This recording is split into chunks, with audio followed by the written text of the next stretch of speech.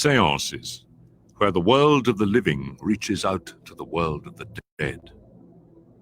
Seances are often seen as the stuff of nightmares, yet millions of ordinary people have gone to them to talk to those who have died.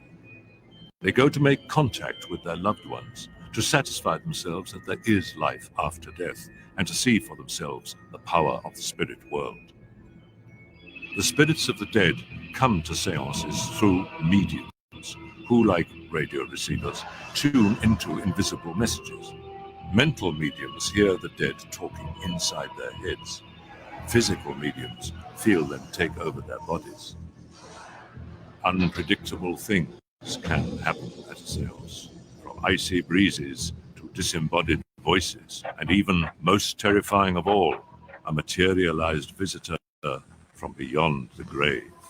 Amy! Amy!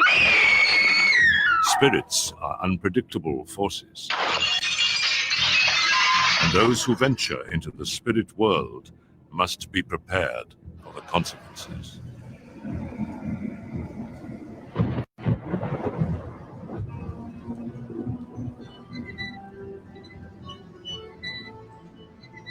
The George pub in Lancashire, northern England, seemed no different from any other pub when Tom Harrison and his wife Anne arrived as its new owners.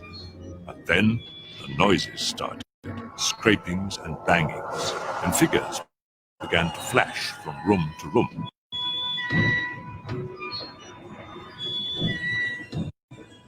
Down in the cellar, Tom discovered something even more unnerving. A man digging, seemingly unaware of Tom's presence. He then dissolved to nothing. The next night, Tom awoke to a chill breeze, and in the mirror was the figure from the cellar, standing there in the clothes of a Quaker.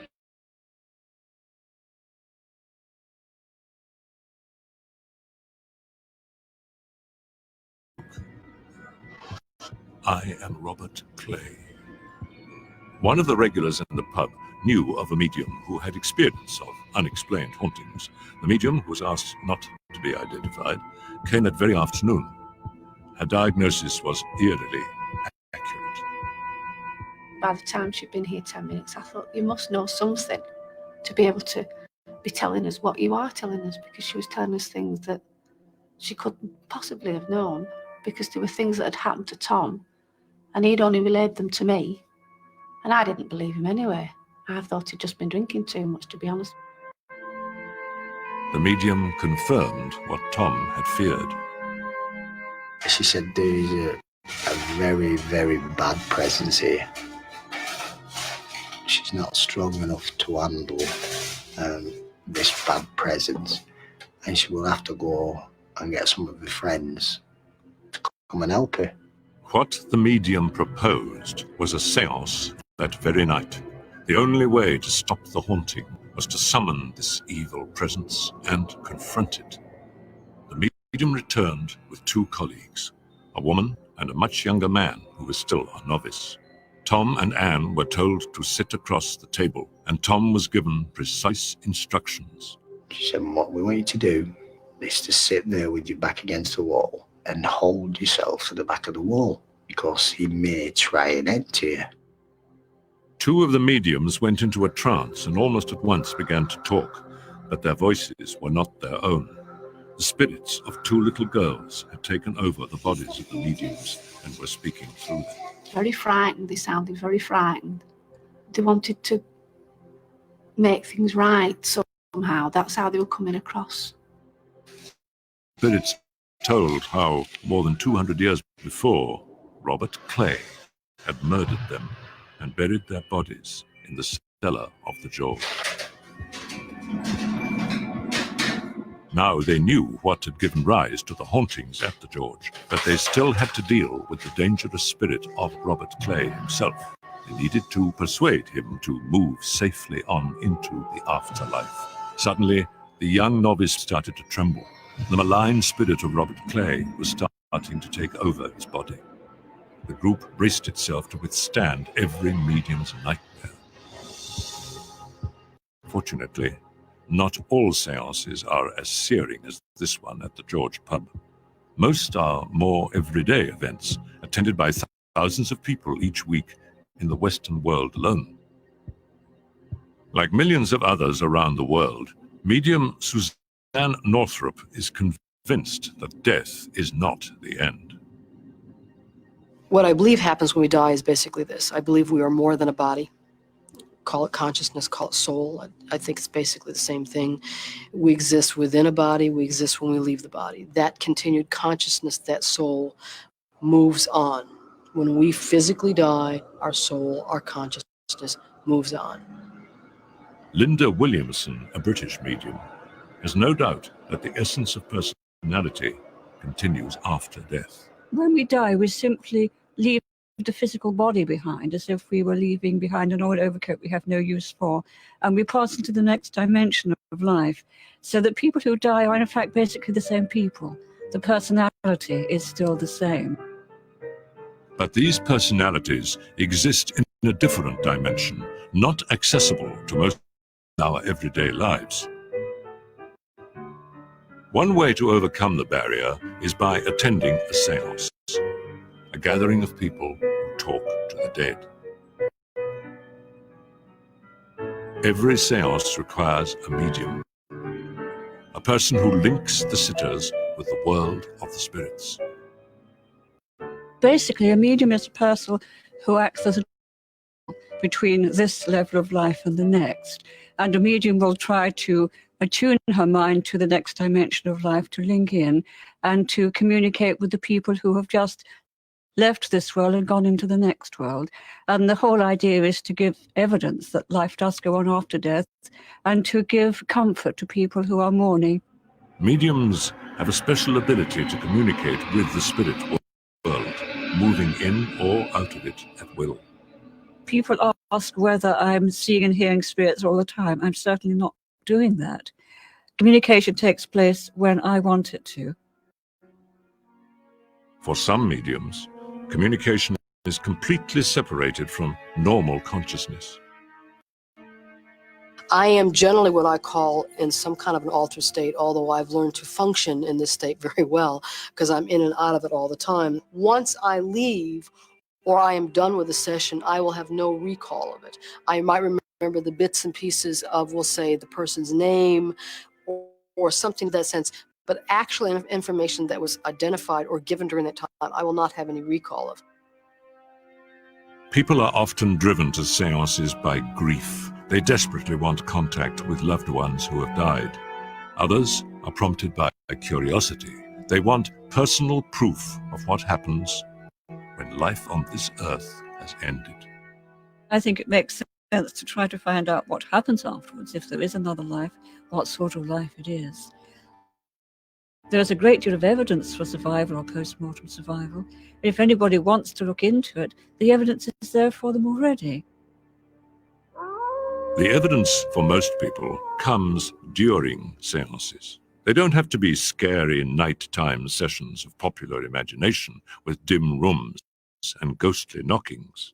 A seance or sitting can be held anywhere, anytime. Well, when people come for a sitting, they have all sorts of strange ideas. They think the room is going to be in darkness. They think they're going to see spirits floating around. There's a lot of fear. In fact, there really is nothing to be afraid of. If you go for a sitting with a medium, the room will just be an ordinary daylight, and all the medium will do is sit and talk to you. Seances don't have to be held close to where the dead person lived or indeed died. The only exception is when the seance, like that at the George pub, is held to reach a troublesome spirit trapped in a particular place. Modern seances are usually held in people's homes. They tend to be informal affairs, but that doesn't mean that they're uneventful. Tom Harrison sat in some of the most famous seances of this century with his medium mother, Minnie. A home circle of any kind is as natural as sitting around the fire chatting. And all the visitors we had all said the same thing. They felt at first, oh, it's going to be a bit spooky, a bit frightening. No. I must say the first time that Andag materialized, right in the middle of the room, quite unexpectedly, and turned to me and put her arms out to me and had 4 carnations in her materialized hand. I was a bit dry in the mouth, sitting gawping, I think. Gobsmacked is today's phrase. Not frightened, but just amazed. They don't frighten you because you have that loving atmosphere within the room.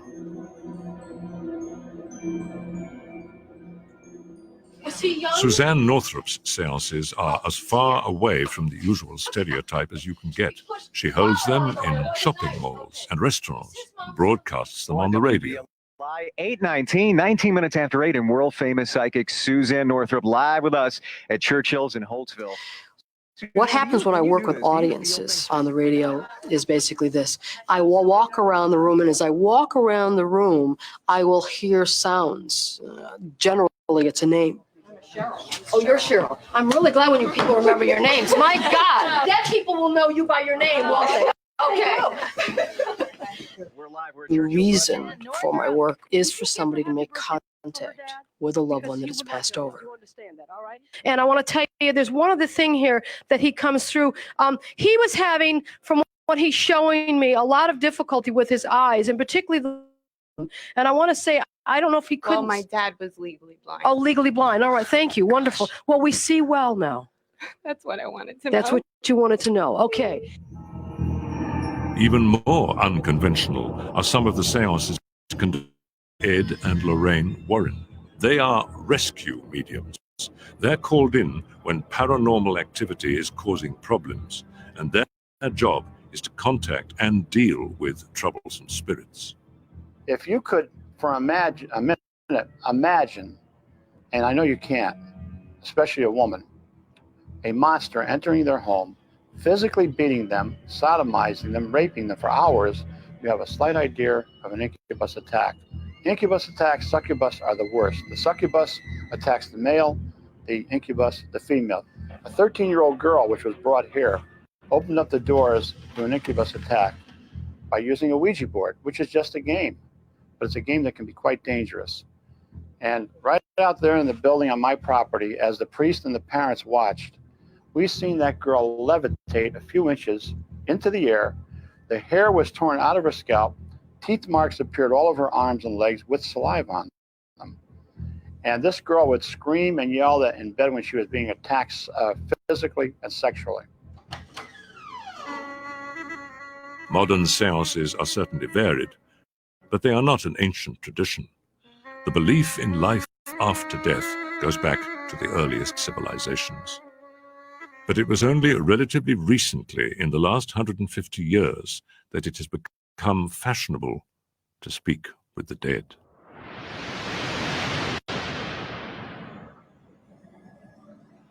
In Western history, ghosts have confirmed to many of us that some part, at least, of the human spirit continues after death. But ghosts have always appeared when they wanted to, and they don't usually encourage conversation. The idea that we could communicate with the dead whenever we wanted to, and that they could talk back, was a breakthrough. It came about in 1848, when children in the Fox family in Hydesville, New York, began to be disturbed by strange noises. There were 2 daughters, and they complained that they were hearing noises, bangs, raps, and their parents were so worried that they brought in the neighbors. And then someone among the neighbors hit on the idea of achieving a code by 1 rap and 2 rap. The answers told them that the sounds were coming from the spirit of a peddler, murdered and hidden away without proper burial. Excavations in the cellar unearthed a peddler's tin. Still later, building works revealed the skeleton of a man buried beneath the walls of the house. The messages seemed to have spelled out the truth.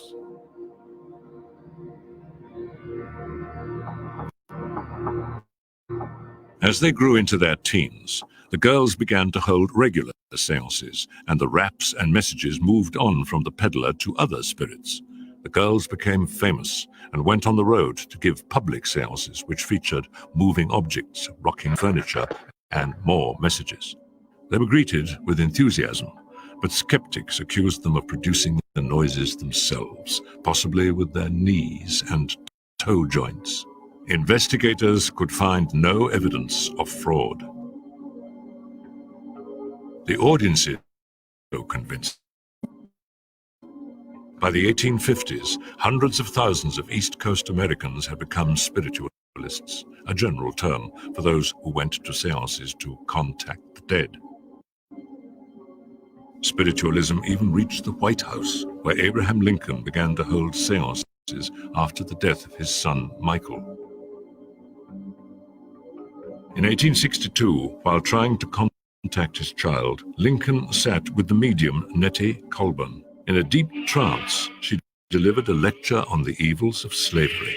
Lincoln had already announced his intention to abolish slavery, but within a few weeks of the seance, he had issued the final Emancipation Declaration. Across the Atlantic, too, seances were becoming commonplace. Queen Victoria was grieving for her dead husband Albert when she heard that a 13-year-old medium was receiving messages addressed to her. The boy, Robert James Lees, was then summoned to a seance with the Queen, and Victoria became reunited with the spirit of Albert. During his stay at Balmoral, Victoria's Scottish home, Lees discovered that John Brown, one of Victoria's estate workers, had the gift of mediumship. Brown took Lees's place at the regular royal seances.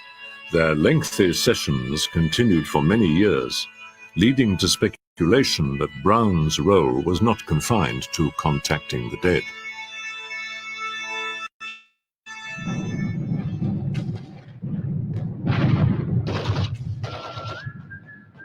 The war that brought death into every family in Europe introduced millions more to the idea of spiritualism.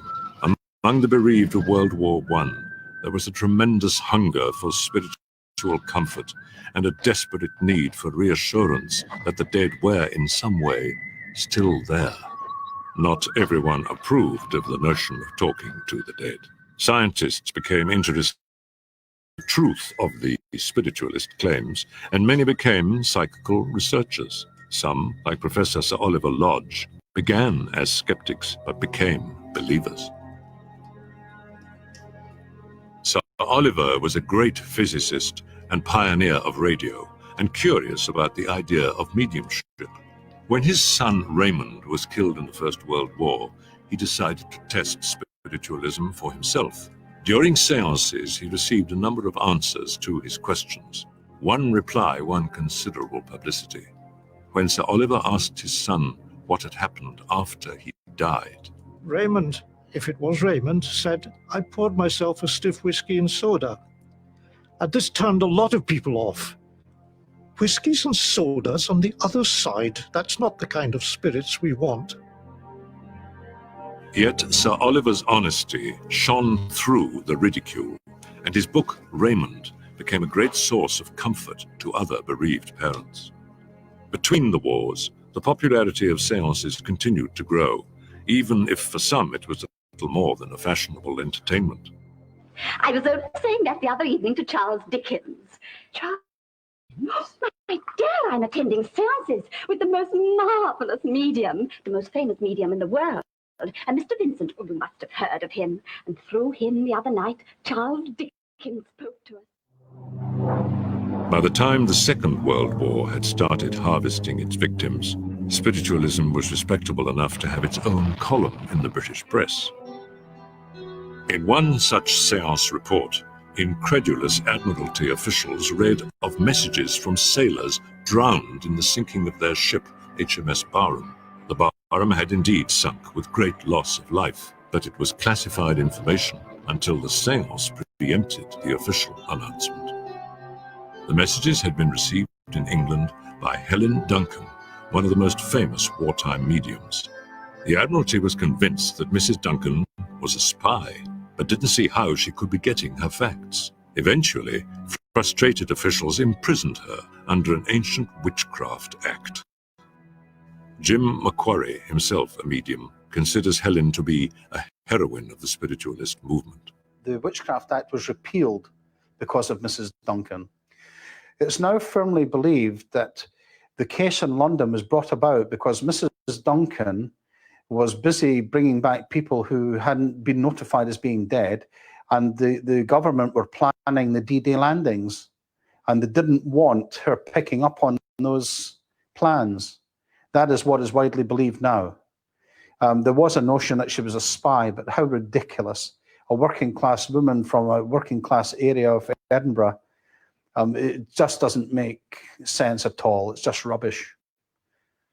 With the repeal of the Witchcraft Act, spiritualism was free to establish itself as a legal and recognized religion, the Spiritualist Church, whose ministers are mediums. The first Universal Spiritualist Church of New York was founded in 1948. The Reverend Daniel Newsom is its pastor.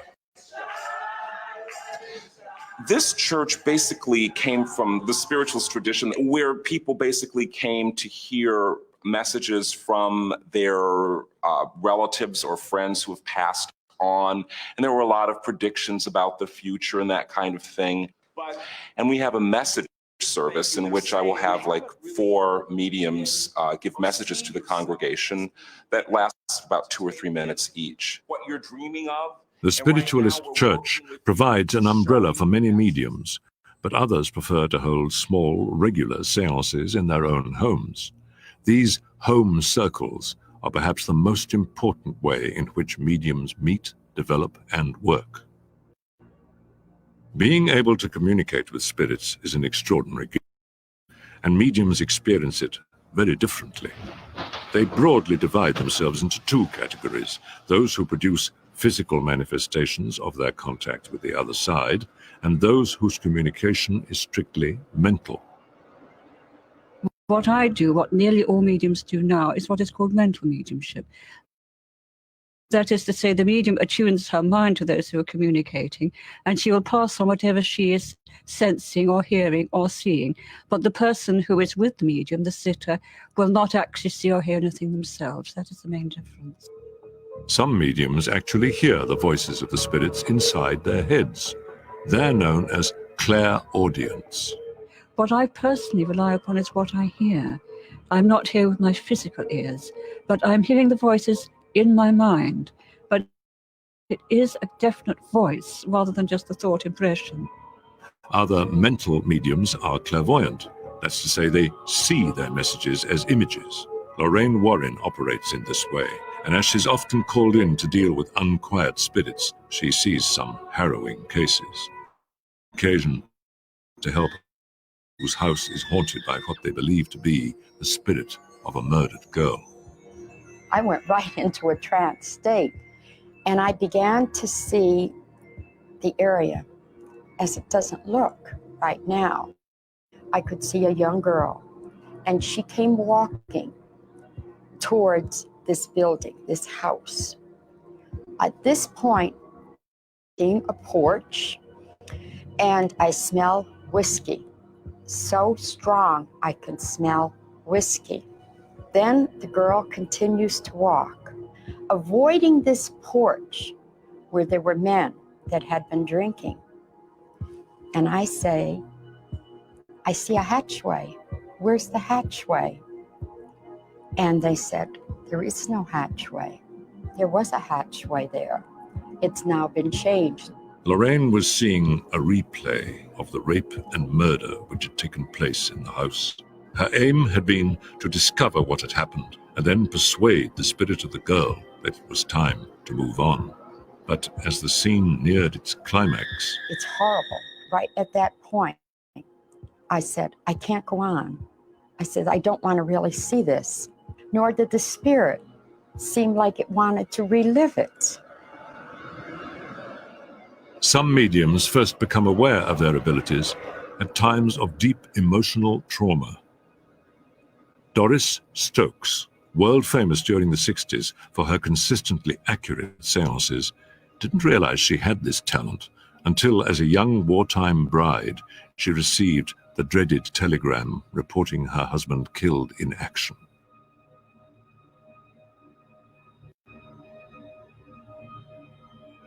Then she heard the voice of her dead father saying that her husband was alive. On Christmas Day, another telegram arrived to say that her husband was alive and well. Doris realized that she had a special gift and went on to become a professional medium, bringing comfort to thousands of people around the world. Most mediums decide to share their gift with others, although it isn't the most conventional of careers. This is one of those professions that I'm sure no one thinks about they're going to grow up and do for a living. It's not like I'm going to grow up and be a telephone operator, or I'm going to grow up and be an actress. One does not think about growing up and talking to the other world, or what I call the dead. I think when people tend to do this for a living, it means that they've probably had some experience in their life, at least in my experience. But being a successful medium isn't just a case of natural talent. Mediums can develop their skills. Some people are born with a very strong natural ability. Even as children, they are able to see and hear spirit people. Of course, for them, it's much easier. A lot of people are born, as I was, with a slight sensitivity as children, not actually seeing or hearing anything clearly, but just sensing that people are there. I think it's rather like any art, shall we say, the ability to be a fine singer. Some people are born with a naturally beautiful singing voice. Other people are born with a certain ability to sing, and they can be trained to do it better. Others are just tone deaf, can never do it at all. Many mediums work in an altered state of consciousness, which can vary from focused concentration to a deep trance in which the medium becomes unaware of the surroundings. What will happen is I will actually feel almost a consciousness where you feel like you're going to fall asleep, and then I actually feel something, a spiritual presence just comes over me. Then I kind of just go into the flow, and the guide just expresses itself directly through me. And I'm not actually hearing it and then saying it, it just comes through me. Mediums learn to control these states as part of their training. Right now, it's not hard to go into trance, but this is after doing it for 10 years. And basically the exercise is you stare into a candle and you just count yourself down. I guess it was 10 or 11 stairs. And I worked with that exercise, and that's how I learned how to go into trance. Regulating contact with the spirits is likened by many mediums to a more mundane form of communication. I think the radio is quite a good analogy to describe communication. We know that television and radio waves are in the air all the time. They come within our own homes, but we're not normally aware of them, not unless we turn on the set and tune into the station. And it's rather like that with mediumship. The spirit world, at least that part of the spirit world to which we pass when we first die, is around us all the time on this other dimension. Many mediums have spirit contacts in the other world to help them organize their communication. For the medium, they are as real as friends in life. I'm aware of a group of people around me that I would call guides or helpers, not necessarily one individual, but I've learned to trust those people over the years that I've been doing it. And I know that if I can tune in clearly to them, then what they give me will be right. Suzanne's helper, Elizabeth, organizes the communicators and protects Suzanne.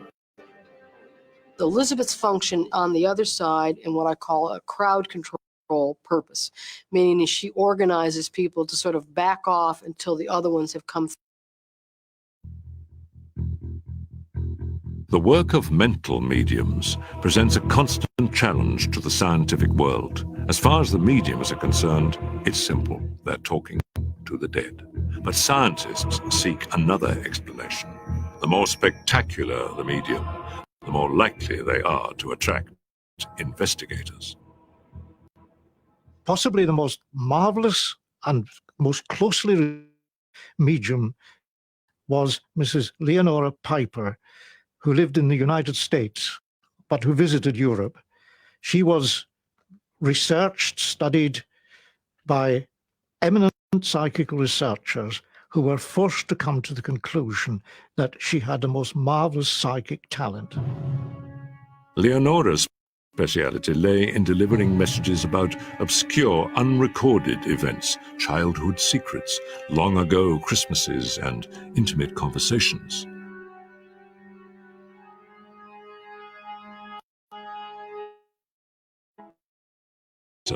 Received a message from his dead mother. It included the inscription inside a ring she gave him as a boy. The inscription had been their secret, and the ring had been lost for years. Even private detectives could find no evidence of fraud against Mrs. Piper. In general, scientific investigators have made little progress unraveling the mystery of mediumship. It may not be possible to really test scientifically whether or not anyone can communicate with the deceased. The reason is ESP. Let's say you go into a trance or contact a medium, and the medium talks to dead Aunt Charlotte. And Aunt Charlotte tells you things that are remarkable. Not just, I always loved you, right? But rather, the missing car keys are under the couch, and you go there, and there they are. Now, is that evidence that dead Aunt Charlotte was contacted? The answer is maybe, maybe not, because what's possible is the medium who has contacted Aunt Charlotte for you has used her ESP unconsciously. People do sometimes think that it's all down to telepathy, but in fact, when a medium can give you a piece of information that is not even in your mind, then you know that telepathy is not the explanation. There are many cases where the medium's information is unknown to both medium and sitters. The phenomenon of drop-in communicators is one documented example. During the last war, there were times when the spirits of dead servicemen coming through to seances were unknown to anyone in the circle. They were regarded as a bit of a nuisance, but some circles recorded the names and details of these uninvited guests. Years later, the records were followed up and the details found to be accurate, the names corresponding to soldiers who had died at about the time of their appearance in the seances. Most scientists are at a loss to explain how it could be possible to communicate with the dead, but parapsychologists have some theories. There is some connection between ESP, parapsychology, and life after death and mediumship. If we really do have this ability to say, for example, psychokinesis, to cause things to move without any intermediary force between them, if we have the ability, in a sense, to go beyond our bodies, to somehow gain knowledge around us without the use of our senses, then it strongly suggests there's some non-physical aspect to us. Now, if there's a non-physical aspect to us, then at the death of the body, that non-physical part may continue to exist. Those who have experienced successful mental mediumship for themselves, either as sitters or mediums, need no further proof that extraordinary things happen. But mental mediumship is by no means the most dramatic phenomenon that seances can produce. In the seances of physical mediums, events can be startling.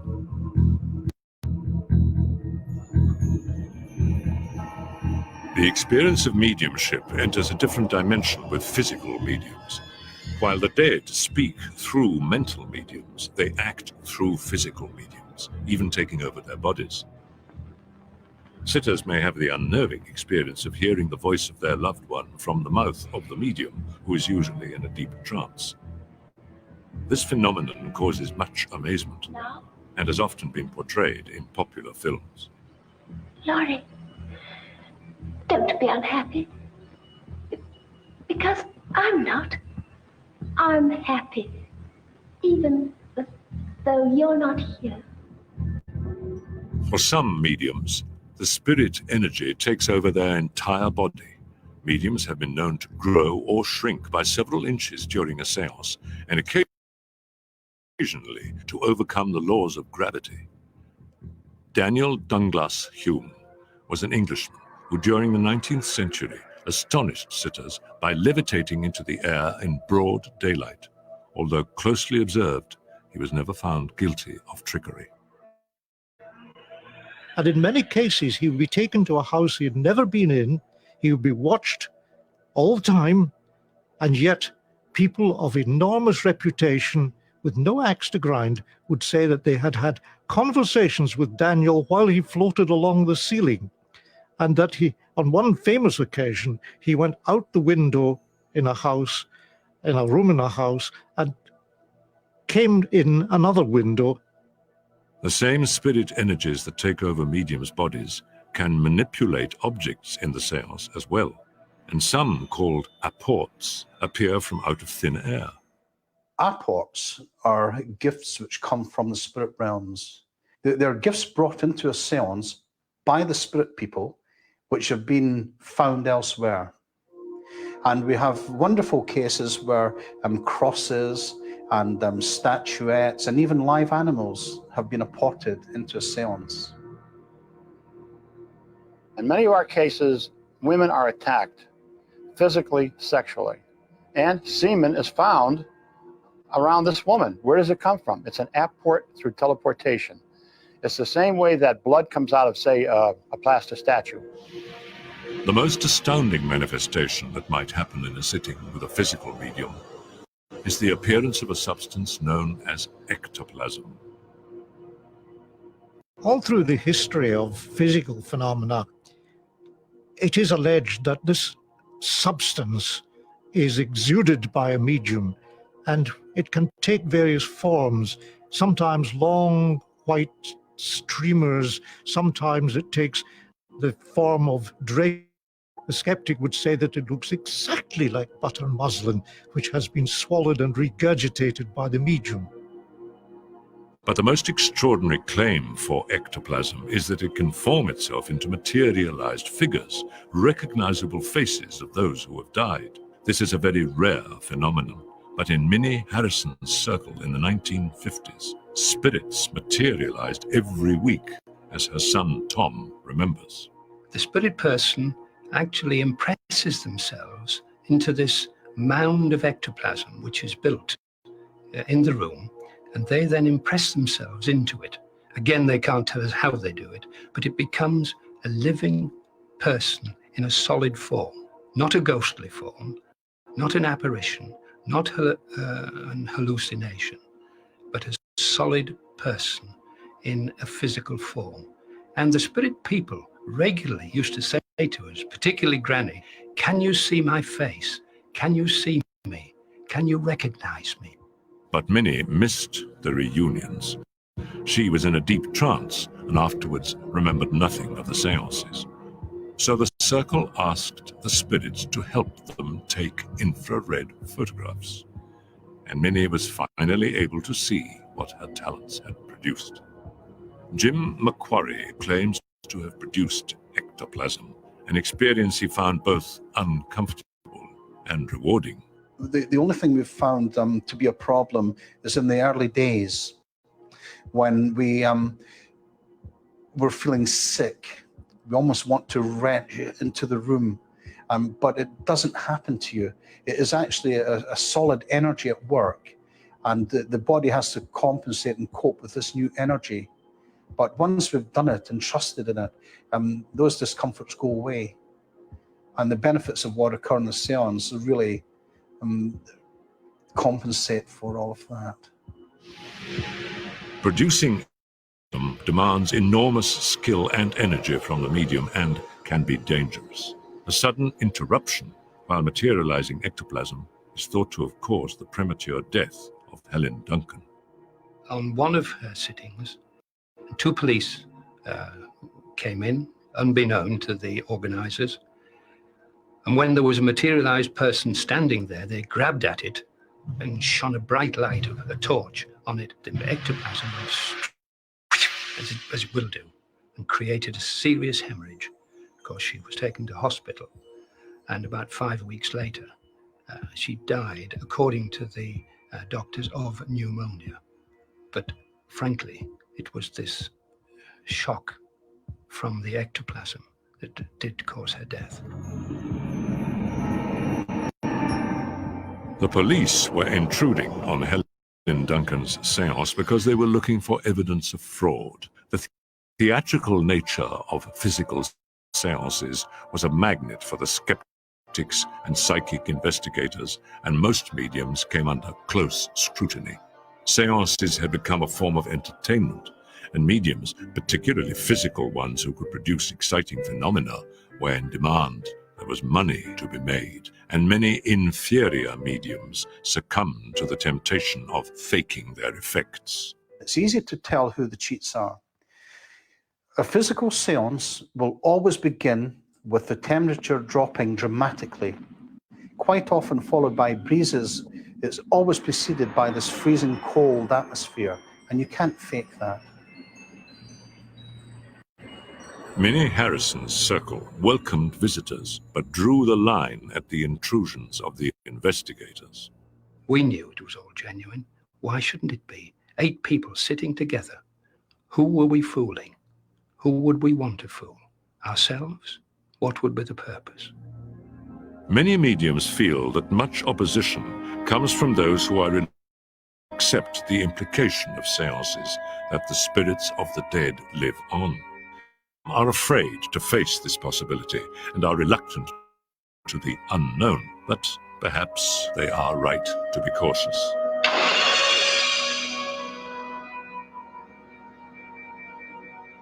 Many people are uncertain about the idea of talking to the dead. They hesitate to meddle with unknown forces. Yet, the majority of seances are safe, positive experiences. If you actually do look into the subject for yourself, you will find there's nothing frightening about it at all. That when people come back, they come back just as the ordinary people that they were, still very human. They come back because they love you, because they want to give help and comfort. People have got to get over this barrier of thinking about spirits in terms of ghosts and hauntings and being frightened by it.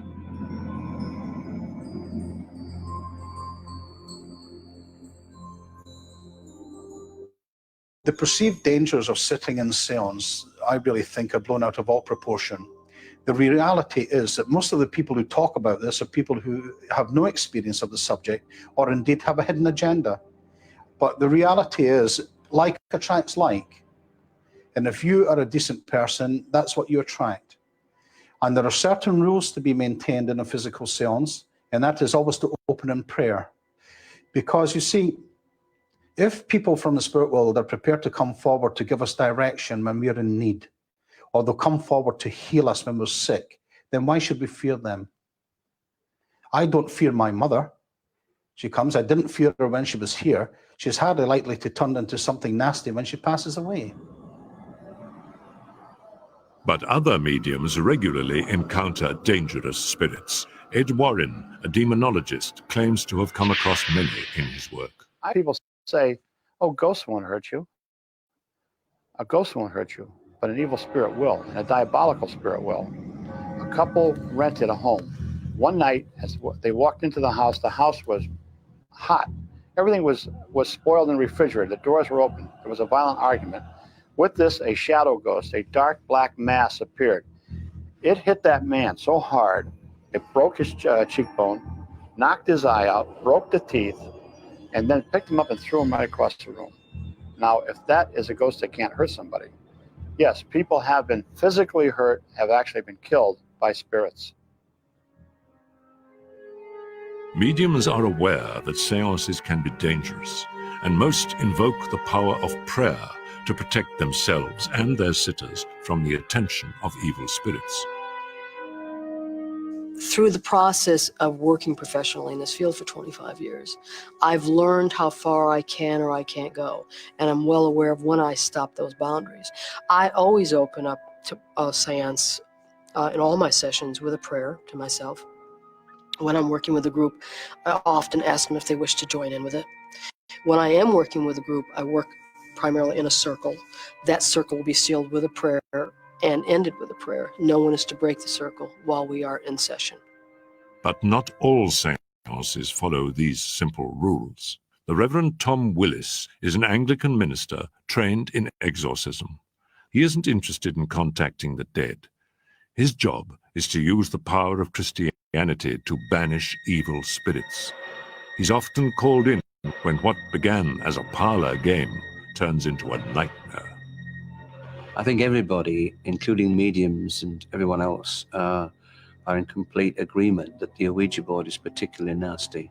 We don't know quite what we're playing with the Ouija board, but they do open spiritual channels, and you then get something coming down the channels and causing problems. Tom feels that there are good and bad spirits just as there are good and bad people in life, and that incompetent or inexperienced mediums often fail to recognize the difference. The whole problem with seances is that you never know for absolute sure what you're in contact with. It may claim to be Great Uncle Charlie and feed you a lot of nice information about the family, but then you find, having produced some nice, accurate information, that eventually it starts telling you some bad stuff and some stuff which is not true, which causes chaos. Reverend Willis knows there are powerful elements at work. He's had some frightening experiences himself. On one occasion, he was working with a family whose house had been virtually destroyed by poltergeist activity. I got the biggest electric shock I ever had in my life. And the family say I crumpled, I shriveled, but what happened was my elbows shot together, my knees shot together, my head whiplashed back as this powerful force went through me. And it hit, as I crumpled, I saw the boy suddenly go, oof, the mother go, ooh. And we worked out later that having gone through me, it lost some force, hit the boy with quite a mother just felt it going through her. This spirit was successfully exorcised, which is usually the most effective way of dealing with troublesome spirits. Some mediums visualize exorcism as a way of persuading an unquiet spirit to seek a point of light, their link to the next stage of their spiritual journey. If a person is clearly identified as being quite evil, then I think it's a job for the exorcist. And one would normally do that by referring them to the light, point out to them that they're not bathed in a dark environment. If they look away from that, they will see a lighter environment. And historically, people are sent towards a bright light. And it seems that sitting in the light or standing in the light seems to be a highly intelligent spirit form waiting to take that person through. Sending a lost spirit from the darkness into the light was just what Tom and Anne were faced with as the seance at the George pub neared its dramatic conclusion. As Tom watched the young medium struggle against the spirit of Robert Clay, he felt himself come under attack. It was just like somebody were like trying to tear your back up. It hurt. And then Tom saw something which turned his blood cold. Before my very eyes, this young lad, his face actually transformed. It went dark, it went long, it went gold, and it was the same face that I'd seen standing above me. He said something like, I can't handle this. And as he said, as he opened his mouth and spoke, his face just dissolved away back to being the young chap that had been sat there earlier. Then the medium's voices came back, the two ladies. The young medium boy changed back to being a young chap. And they told Robert Clay they wanted him to come towards the light. The wall just like disintegrated, if you will, and a swirl of cloud appeared. And from these two mediums, you saw the two small shadows just drift upwards.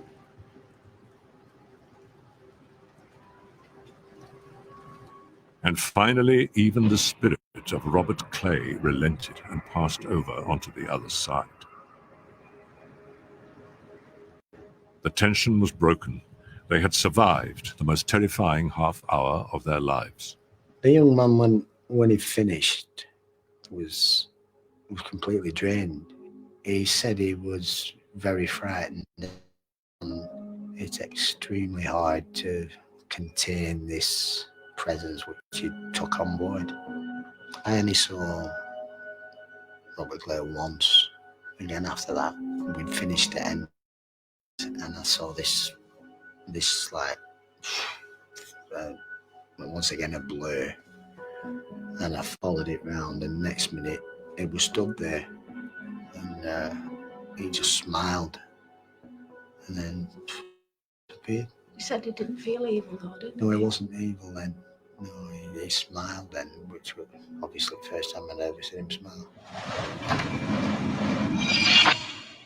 Tom and Anne, like thousands of others who have attended seances, have had an experience which they will never forget.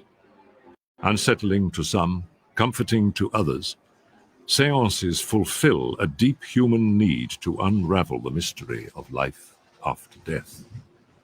No one can explain what happens when a medium tunes into the world of the spirits. But seances are, for most of us, the best hope for discovering what lies beyond the grave.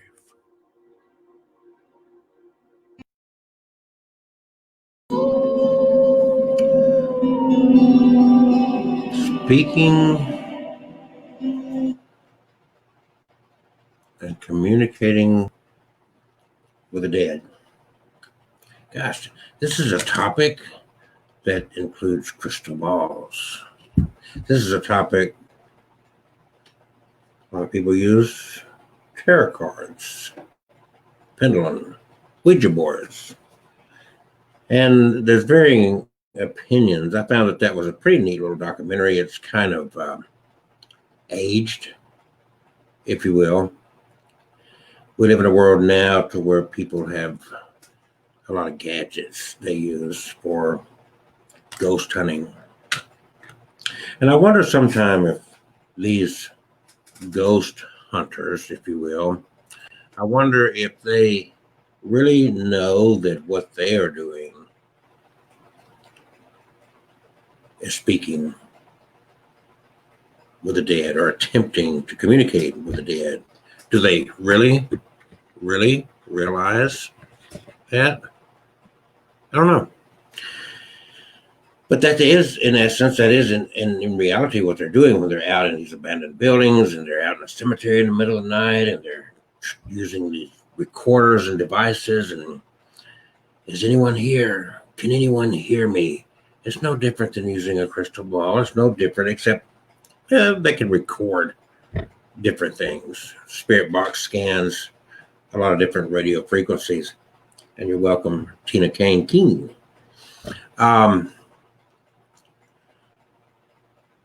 So this has been a subject I've been interested in all my life. I grew up in a very fundamentalist Christian religion. And having done so, you believe in spirits, you believe in demons, you believe in devils, you believe in angels, you believe in all these things. It's all part of a supernatural world. It's all part of the paranormal. We used to hear stories from the Christian environment, from the church environment, of people that were rescued by an angel, or they had gone to a flea market and purchased some item that ended up being haunted or attached by some evil spirit, and they couldn't get rid of it. They would try to burn it. It wouldn't burn. They would throw it in the river and it would come back, and all these kind of interesting stories. So I had this growing up, and then throughout my life, my father being a pastor, there was a great, there was a lot of funerals. There was a lot of death. There was a lot of dying. So besides, there were really in my childhood, I don't remember very many weddings. I remember mostly sick people and dying, and my father having to tend to the needs of these people like that. During university, I worked at a funeral home. So now I'm in later years. I've had a lifetime experience in delving into different things. My family, I lost all my family by the time I was 50. And that enhanced my desire to, are they still there somewhere? Can I find them? Can I hear from them? Is there any tool, anything I can do to reach out to my deceased loved ones? It's like, where are they? Are they still around? Are they still somewhere?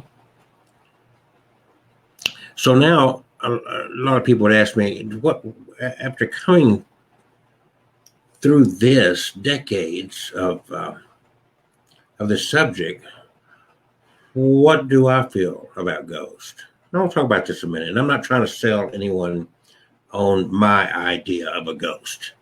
Okay, let's make that clear. I've got my views, your views. It's just a sharing of views. So if you were asked, Kelsey, what's a ghost? I like to use an analogy of echoes, and that ghosts are really echoes, shadowy forms that of someone that's now gone. So you're walking along, you're taking a nature hike through the woods, through a canyon. You're walking down a road, and you're in the middle of this canyon, and is this common? At least when we were younger, we'd yell out of the canyon, "Hello!" and we'd wait for a return echo. But we never heard it. "It's me!" Gosh, the echo never came back. And finally it's like, okay, I've got to go now. So for whatever reason, the echo never came back. But I'm standing in this huge canyon, maybe the distance between me and where the echo's got to come from. Maybe that's it. It takes, let's say, this sound wave, it takes 24 hours for the sound wave to come back. And I can use another example of going out to space and how long it takes us to get an image from Mars and communication from Voyager 1 and those kind of things. The distance, it takes longer. So I've stood there in the canyon and I've yelled out, "Hello, it's me. Okay, I'm gonna go now." But the distance in that canyon, where this echo's got to come from, I say it takes 24 hours to reach the canyon wall and to bounce back. So the next day, someone else is walking along that same road. And out of the air, from nowhere, they hear, "Hello." That person says, "Who is it?" The echo replies, "It's me." This person's stunned. They think they're communicating with a disembodied voice. They say, "What's it like on the other side? Can you tell me about the meaning of life?" And the voice says, "I've got to go now." And this person goes through thinking they spoke with an intelligent entity when it was merely an echo. Maybe a ghost, just like an echo. Some would say like energy, residual energy. Are ghosts real? Well, cartoons are real, but they're not real. You know, in a cartoon, Bugs Bunny's there. You recognize Bugs Bunny, see his pictures, not just Bugs Bunny. But there's not really a Bugs Bunny. So are ghosts real? You have a concept of a ghost. It's kind of like cause and effect. And we've all done this. You stand beside a lake or a body of water, and you, instead of skipping a stone, you just throw a stone into the water. It creates these ripples. The stone sinks to the bottom of this lake or body of water. But the ripples continue after the stone is long gone. So that's one way to look at it. Can we then communicate with deceased people? Well, I'm glad you enjoyed that. I like that old documentary. It found it entertaining. Like I said, it's very dated because the tools used today are a lot different than they were back then when that documentary was made. But one reason I like that is because to me that proves that really, truly no tools are needed If you go back through history, we've got not too far from here over at Anniston is a gentleman by the name of Dr. Raymond Moody. And he's actually the one that coined the term NDE, near-death experience. And he loved Greek mythology. He was also a physician. So he had learned of what was called a necromantium. And in brevity, they would go way back centuries, actually thousands of years ago. They would go into a cave-like environment, and there'd be a perfectly still body of water or lake, and they would gaze into that water. In the darkness, there may be a little bit of ambient light, but it was pretty dark. They could barely see little reflections. They didn't look for themselves. They sat at an angle. They could look into this body of water. And when they begin to see images, they would go into this meditative state. They would think about somebody that passed or died, and they would begin to see, sometimes hear, images of what they believed were deceased people, spirits. Raymond Moody took that to a new level and created what he called the psychomantium, which is taking a mirror with the ambient light behind you, otherwise a darkened room where you're sitting and you're not looking directly in the mirror. The mirror is offset from you, so you're not seeing your own reflection. You're not seeing any movement. You just see a dark mirror. And the same process. But they would go through a certain setup, according to Raymond Moody's procedure of there's somebody you're grieving, and he did this for grief, loss, and to help people through the grieving process from loss of a loved one. And he would say, okay, find a picture or something belong to this person, get your mind focused on this person before you go into psychomantium. 30 minutes, 45 minutes average time, they would sit there and have these experiences. Prior to Raymond Moody, as you watched that documentary, there were people that would do seances. And it's always that reaching out. What happens at death? Some people, that's the question is, I just want to know what happens. Do we go somewhere? Are we dead? What takes place? That's the question that a lot of people want answered. Other people is like, no, they're convinced that life goes on in another form. Your spirit leaves your body and you drift off to wherever. And it's a matter to them of comfort to communicate with a deceased one. I know they're out there. I want to hear from them. I want to know they're okay. If they were blind, can they see now? Can they, they had lost a leg. Is that an issue on the, what, we say that they maintain their same personality, their same individuality in this other world, this other realm after death. But they don't maintain the same physical composition. In other words, if they had lost limbs, the limbs are restored in this afterlife. If they had lost vision or hearing or whatever, that those things are restored in the afterlife. That's the general consensus, and that's what gives a lot of comfort to people that go through these things.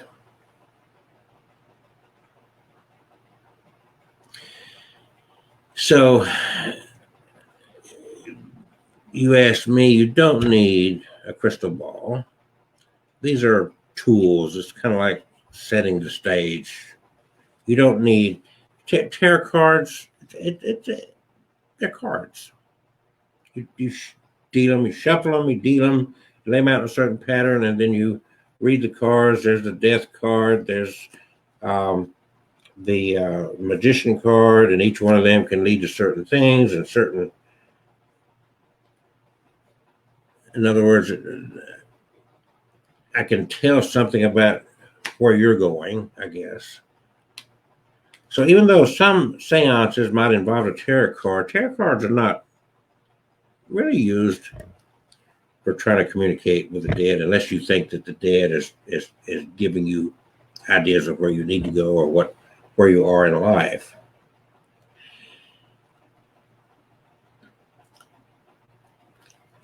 So where do we go with all this? Where have we come to?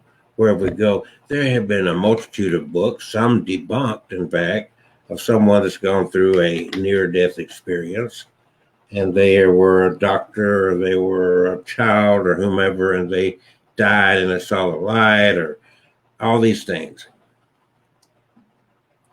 There's abundance of those books. Then there's a lot of Christians who live in fear of this, trying to communicate with the dead. There's this great fear with Ouija boards, and that was even touched on in the documentary I just watched. These items, any of this stuff,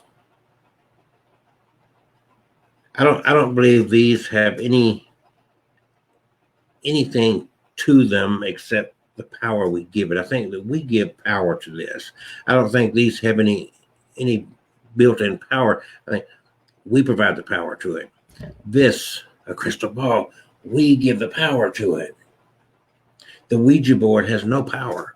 We empower it. Nothing has any power that we don't give to it. It's the same way in the old times. And if you'll notice when you watch that documentary, it wasn't always a formal setting that they set at a table and candles, and some of it was a very relaxed, just like a living room visit. Come in, sit down, let's see if we can get any sense of the afterlife, of spirits. And for different people, it worked in different ways. Part of it is how badly you want to believe. Part of it is how tuned in you are to what you're trying to accomplish.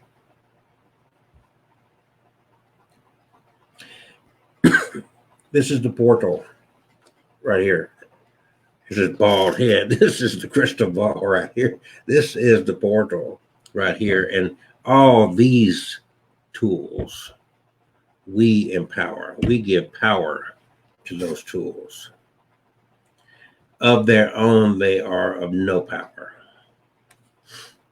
I've had a lot of interesting experiences in my life. I was once part of a group called the Paranormal Clergy, and my phone number was given out all over the place, and I would get these very interesting phone calls of people that were being attacked by spirits.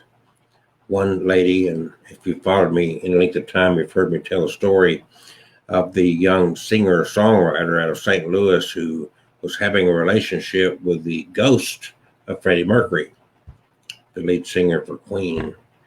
And she was being attacked by the ghost of Janis Joplin and all these other things going on. There was another lady from Denver, Colorado, who claimed to be being married to JFK Jr. after his death. All these interesting things. I never gave much thought. I knew about succubus, incubus, and those kind of things. But these relationships, like what came to me a decade ago, really, roughly a decade ago, took it to a new level. And also I was aware of, and then I started investigating, and I found myself fascinated with the spiritualist church movement, which they do kind of like gallery readings in their church. Their whole basis, they give little 30-minute sermons, if you will. I guess in church, the average sermon's 30, 40 minutes. And they do the same thing, a different speaker pretty much each week, and they give it a little motivational, encouraging little sermon. And then they will have like a gallery reading. You got the congregants there and the congregation, they're sitting there, and whomever's standing up. It's a well-lit room. It's not dark. It's not spooky. It's not crystal balls. And they'll give a gallery reading. They will say that they are communicating with deceased loved ones. I've seen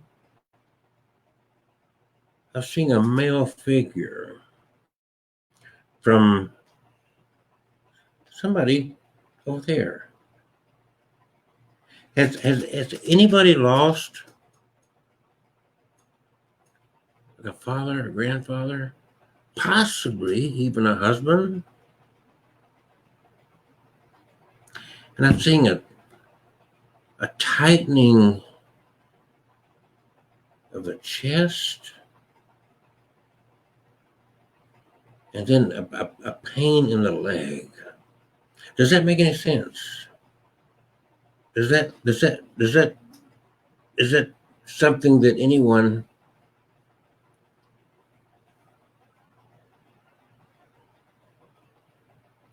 is there a Bob? See, this is the way a gallery reading goes. You've got, and the more people you've got, the more effective such readings can be because you've got more people to draw from. And I'm not going to make any critical comments as to the reality of all this or whatever. I think that in the reality, that if there's a certain amount of confidence that can be gained from any of this, I don't think it's a bad thing. I think it sometimes it don't really matter whether it's real or not. I think what matters is what you can pull from it. I get some people upset with me because I say the same thing about the Bible sometimes. I don't think it's that important. I don't think the issue is whether the stories are true or not. But I think what message do we get from that story is what's important. And I think it's the same thing of what we're dealing with in the world of communicating with the dead. I think that is the importance of all this. What message do we get? Do we get comfort from it? Do we get something beneficial from it? What does it do for us?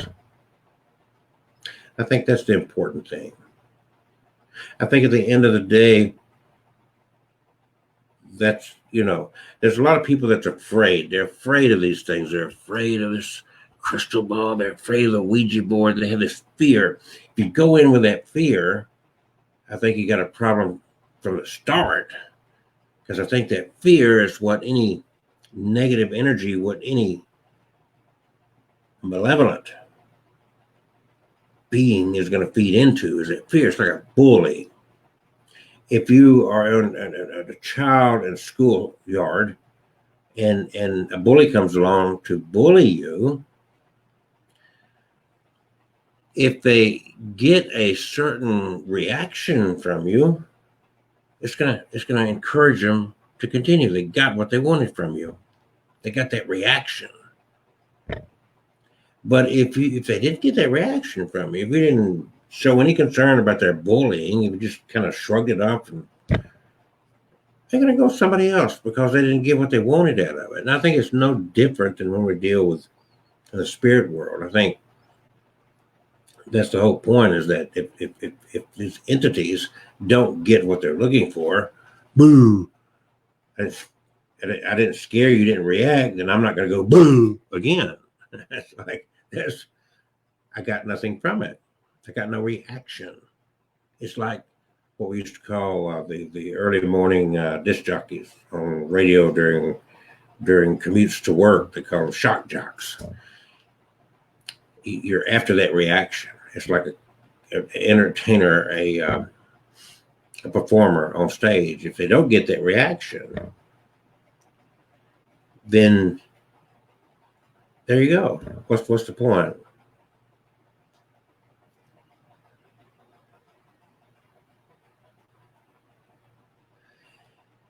So, Tino,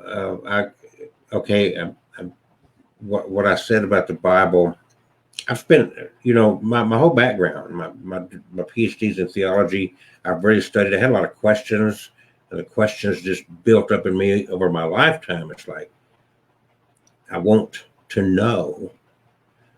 To me, it's like, if, this is what I'm being taught. I want to know. I want to dig. I want to find out something. And I just, it's like you learn about the history of things and whatnot. It's like, yeah, I think, I like to say that people have Elvis-sized Jesus. I'm not trying to turn this into a religious conversation, even though it tinges on religion when we talk about afterlife and spirits and whatnot. And of course, I was talking about the spiritualist church. But I think the whole reality is that we miss a message because we worry about whether the stories were true or not. And when you look at some of the stories presented in the Bible, you have to ask I have to ask myself, maybe you don't have to ask yourself, I have to ask myself, like, that really happened? I'm not talking about somebody being cured of illness or Jesus turning water to wine. I'm talking about some of the other stories. You go back, and then the one I like to refer to a lot is, well, Abraham and Isaac. Did God really tell Abraham to take his son up to the side of a mountain and tie him up and raise a knife to him? That was the first epiphany I had as a child, and that story came real to me. It's like, oh man, that's horrible. The story of Sodom and Gomorrah and turning a woman into a pillar of salt. I had those things I had a problem with. But then I was able to back up and say, this is a story, this is a book written by Jews. It's written for Jews, it's Jewish stories. They had a way of conveying messages through their stories. And I think that's where us Gentiles totally miss when we read that book, is because we get too concerned. I think that if people quit trying to prove or disprove whether Jesus was real or whether Moses was real and those things, and focused on messages from this, what we learn from these stories, I think it's be a lot more beneficial to everybody and probably a lot less divisive as well. But here we are, and you know, I've had my excursions into ghost hunting. I still go. I just don't go to cemeteries at night. First of all, it hit me that I don't think that any spirit creatures, any afterlife ghost or whatever you want to call them, I just don't believe that they're concerned about whether it's daylight or dark. I think we're doing that because of Hollywood to set the stage like this behind me here. It sets the stage of the spooky factor. So I just don't think that it's on that level. I think that what we you know, I think that we can have these communes of communications in broad daylight. I think if there's any spirit, if there's anything out there to communicate with, I don't think you have to set the stage like that. I don't think you have to get the crystal ball out and you have to light the candle. I don't think that's necessary. I don't think you have to go to an abandoned building. I don't think you have to go to a graveyard. I don't think you have to go to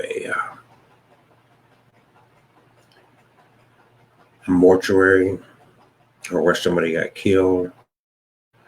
I think we do that to create this environment.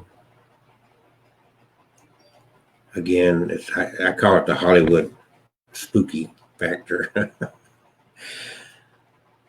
So the question still remains after thousands of years is, what happens at death? Do we go on? From a very strict biblical sense. And I'm not promoting the Bible. I'm not promoting Christianity, I'm not promoting anything. I'm just sharing ideas. And most people in my part of the world are raised in Christianity, and that's the base of any faith they have in a God and so forth. So that question, what happens after death? Well, first of all, when people say, oh, your soul departs your body, and, you know, this is just a container for your soul. Well, that is not a biblical thing at all. If you're going to base your belief on what's in that book, the Bible, that's not the point. Because, put it this way, if you talk about the creation account, Genesis, and you dissect these things, okay, what do I believe? What feeling sense do I get out of this from the holy book that I was raised on? So I'll tie this in also with abortions. That awful subject. early on, in the earlier part of Christianity, all the way through the earlier parts of the 20th century, Christians didn't have a problem with abortion. Abortion was no big thing, and that was based on the Genesis creation account. Abortion was not an issue. And it was because of the creation account, which the Bible says about the creation of man, and God formed man out of the dust of the ground, breathed into his nostrils the breath of life, and man became a living soul. Man became a living soul. When did man become a living soul? When he took his first breath, according to the creation account. So that did away with the argument as far as religion was concerned. Christianity is like, well, life doesn't begin until you take your first breath. That's what the Bible says. So that was a subject, just was of no issue. The word soul, the animals are souls. You're a living soul. The Bible says a soul that sins in itself shall die. The soul is you. So that doesn't take away from the fact, the belief, if you will, that you could have a spirit, okay? That there is some sense of you that continues on after your death. It's just technically wrong to call it a soul, because that you are, this entire being that you are is a soul. Your dog is a living soul, and the soul dies. So that kind of answers the question as to whether a soul departs your body or not. I know it's just a word, but it does make a difference, I think. Spirit is a different subject. Now, we communicate with the dead. Some will say, oh, the Bible warns about communicating with the dead. Well, there's some scriptures that could certainly make you feel that way, even though the Bible does talk in other terms about communicating with the dead as well. I'm not going to quote all that right now. I'm going to make it a very simple analogy from the Bible about communicating with the dead. I'll ask any Christian, when you talk about, oh no, you don't want to talk to the dead. Well, do you pray and talk to Jesus? Oh yes, I pray and I talk to Jesus. Well, guess what? You're talking to the dead. Because the story goes, Jesus walked this earth and he was killed. He was put to death. So you're technically talking to the dead when you talk to Jesus. Sorry. It's just, he was human. He was killed. He's dead. You're talking to the dead. You're invoking the dead. And it's, you know, now, let's give something else to think about. And also, I want to know my partner, Kevin, who's usually on this with me, there was a graduation tonight that he went to, a family member, so he's not with me, so I had to come up with something that I want to talk about. I am going and I'm putting together, and I'm waiting, as they say, for the Spirit to move me. I'm going to do a virtual seance. Host it here, you in the comfort of your home, and we're going to go through a seance together. So I'm working on that. This is kind of somewhat a lead into that. So let's look at communicating with the dead at another angle here, because a lot of people will again, the Ouija board. Oh, it brings evil in and whatnot. And I keep saying it's not the Ouija board, it's this.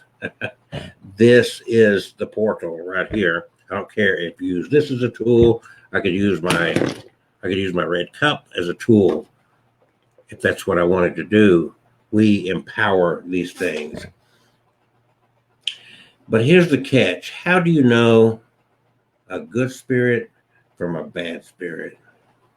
And I think this is where people really get lost, because it's like, oh, I see it all the time. You watch some of the reality TV ghost story shows, or some of the ghost hunting groups on Facebook groups that sharing their live streams of them going through their little things at abandoned buildings or graveyards. Just the assumptions that are made, it blows my mind. It's the assumptions that made. Now, here I am. I'm living flesh and blood. I'm in the same realm as you are. I'm not in a different realm. I don't think I'm a ghost. I don't think I'm dead. I don't believe it. But I can make claims and you would question me. Even though you can see me, I can say, my name is Bob Smith. Con men do that all day long, don't they? Real flesh and blood humans. If you do you trust, you go out and say, I want to buy me a used car. Do you just totally trust this guy that's standing there saying, hey, you know, this car is for you? I mean, do you just automatically trust this guy? See, there's people that you won't trust, flesh and blood people, very real people that you can feel, you can touch, you can see them, you can hear them, you can communicate with them with great ease. You don't need to go into a trance or anything else. And they can con you, they can fool you, they can throw you off. And you don't think that a spirit, and I'm calling a spirit a ghost, a spirit in another realm, you don't think could do the same thing? You don't think that you could, oh, yes, I want to talk to my grandmother, and you hear this communication. Oh, grandbaby, sweet little grandmotherly voice, and you just, oh, it's grandmother. Are you so sure? That was brought up in the documentary we just watched. Are you sure? So the reality is what people think they know. Let's go back and talk about tying us in with Jesus. We have this perception, we have this visual of what we have been trained to think that Jesus looked like. So much so do we have this image ingrained in our minds that people claim they see Jesus in windows and toast. It's like, how do you know it's Jesus? Whoever saw Jesus? There's no physical description of Jesus. Michelangelo did a painting, but he never saw Jesus. You don't have a clue, but you're just assuming, oh, a near-death experience, for example. Oh, yes, I died on the operating table. I went through the light, and there was Jesus. I saw Jesus, and Jesus said, not your time yet. Are you sure that was Jesus? Oh, yes. Why? Because he said he was Jesus, because I felt like he was Jesus, because he looked like Jesus. How easily people will trust something like that, where they can't even trust the guy next door who's flesh and blood. If you see where I'm leading with this. So there's a lot to think about when you start dealing with these things. So I'm going to, and I'm working on this, and it's a mental preparation. I like to say that my spirit guides are leading me this way. And so we're putting together this virtual seance. I want to have as great an impact on everybody that participates as possible. Tina Kane King has said, oh, I said I didn't have negative things from the board, but they will mess with you as much as a lot of people will. Heck, I was talking to someone after I was dead in a humorous way. Okay. So there's a lot to this. A lot of people experience what they say communicating. Okay, Tina King, I'm sorry. So there's a lot to this. There's a lot to be gained. There's a lot to be learned. And it's interesting, at the very least, an interesting experiment in our existence. And I outlived my family. The last of my family died the day before my 50th birthday. And you do wonder, are they watching out after me? Can I communicate with them? Can I hear from Mom one last time? Just one last time. I want to hear Mom say, I love you, son. We want that. It's there's no doubt about it. No, I don't know exactly, Tina, when I'm going to do this. It's getting very close.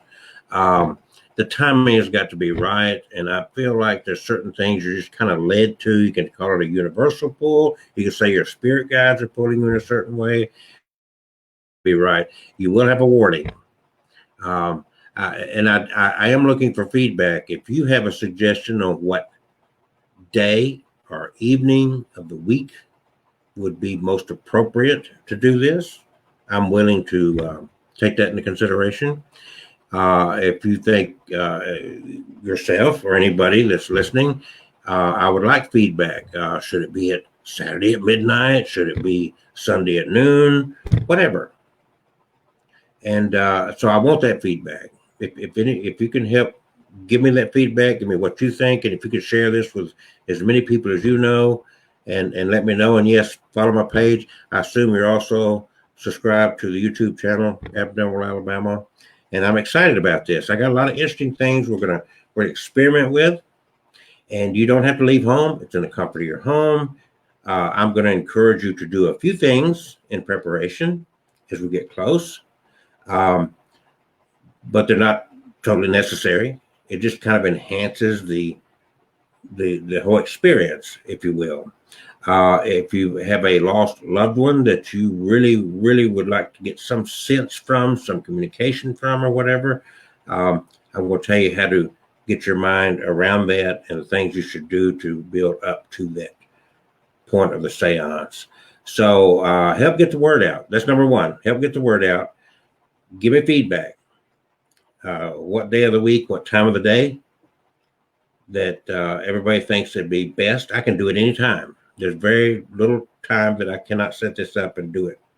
And as we pick a date and as we lead into this, I will be giving out information on the Facebook page as to things that you can do to make this experience even better for you. So that's what I want to lead into. I'd like to, now we're into June, I'd like to do this sooner than later, and we are getting very close. So yeah, I'm glad you asked. So let's keep that up. I am going to cut this short tonight. I started this early. Okay, so you lost your best friend very abruptly in 2018, and you would love to hear from him. And I want to know when we do this. I want to know. Share your experiences, and let's hope that something good comes out of this. I have done, and I'm working on a book about overcoming, going through grief and loss and whatnot. And I started that book, especially this year, because of everything we're going through with this virus and the people that's losing their lives and so forth. And now we've got the riots and all this other stuff going on. There's a lot of loss of life and so forth. And grief doesn't happen just because of loss of life. Grief happens from loss of job. And also there's some grief going on here with Catherine. She's kept herself muted here all night, but her husband totaled the truck because of a deer run out in front of him on his way to work. And that's grief. That's you go through mourning and grief with something like that. It's trauma. So we go through different levels of that. But on our end, we are dealing specifically, of course, with what happens at death and what can we do from that. So, okay, I'm going to close this down. I've about rattled on as much as I can tonight. Spread the word. I'll be putting out little video advertisement things on this subject as far as the virtual seance is concerned. Thank you for joining in, Tina. I really appreciate you jumping in and everything that you can do to help get the word out on this. I want it to be fun. I want it to be an experience we can learn from. I hope everybody has a good evening. Thank you, Tina, for hanging in there. And well, amazing. I don't know. Crazy, maybe. Have a good night.